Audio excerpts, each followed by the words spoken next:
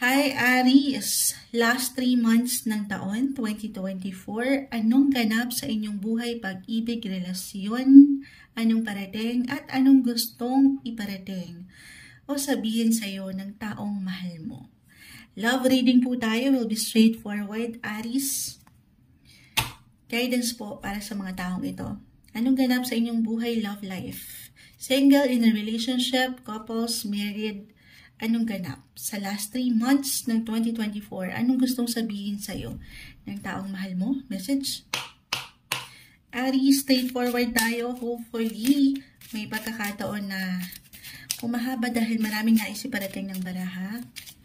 Just only take what resonate tayo for general reading. Still, Aries, kahit pare-pareho ng signs, magkakaiba po ang bawat isa. Ayan na. Uy! Umappear na. Tayo pa live na live sa FB. Babalikan ko kayo maya-maya. May bumagsak ng isa. Gusto ko sanang ikat, pero hindi natin pipigilan. The Three of Swords, reverse.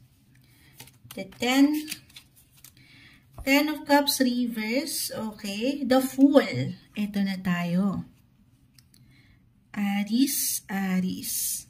New beginnings. Meron tayong nakikitang fresh starts sa iyong relasyon. Ito, again, no matter what your relationship status, single ka pa man, or nasa isang relasyon, buhay mag-asawa, for some of you, the Three of Swords, pakita natin sa live, mga Aries.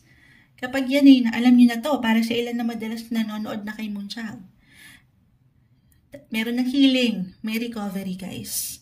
Dadaan kayo sa paghilom ng ilang sugat sa natitirang 3 buwan na ito.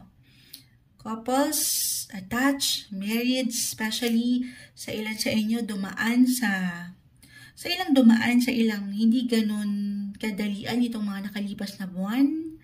Nagkaroon ng detachment, the Ten of Cups reverse, tension, conflict na very normal sa ating buhay, relasyon, ayan na.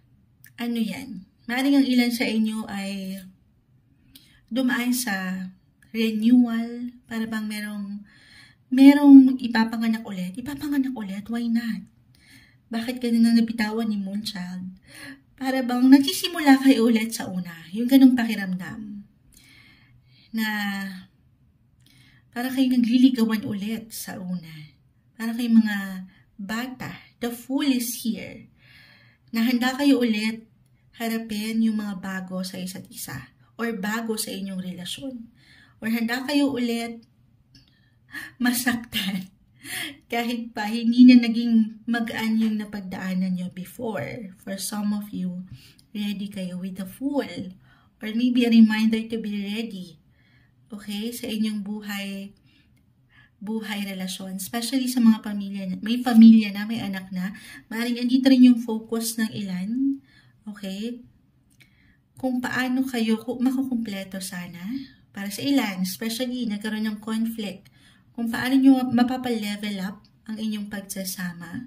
Single at ready to mingle, yes guys, merong something. Anong something yan? Something na pwedeng magbukas sa inyo. Kung pahihintalutan lamang nabuksan ng inyong mga puso, syempre pa yung healing guys, magkakaiba tayo. Kung hindi pa handa, huwag pilitin. Siyempre pa, magiging unfair ito, hindi lang sa inyong mga sarili, pero doon sa future person, if ever. Ayan lang. Ano yan? Yung awareness ay narito. Meron ako nakikitang pagkakasundo, pag-aayos. I-claim na natin yan. Okay, ano pang ganap? Ano pang ganap para sa mga Aries? Sa last 3 months, natitirang 3 buwang ito ng 2024. Anong kailangan yung marinig? Mensaheng gabay po. Aries, anong parating at anong ganap, anong gustong sabihin sa'yo ng iyong mahal? Ang taong nasa isip mo, Aries. Uy!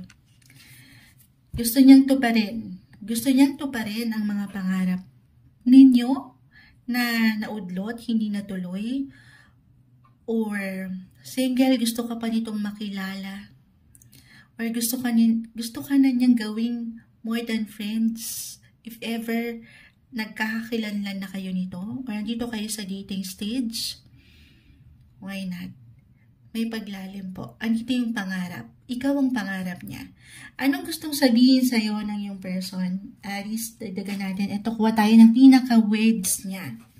Anong gustong sabihin sa'yo? Anong gustong iparating sa'yo ng yung person? Message po. Okay. Uy! Ready na ba kayo? I'm sorry. I'm sorry. Magsimula tayong muli. Doon pa lang, with 3 of Swords, guys.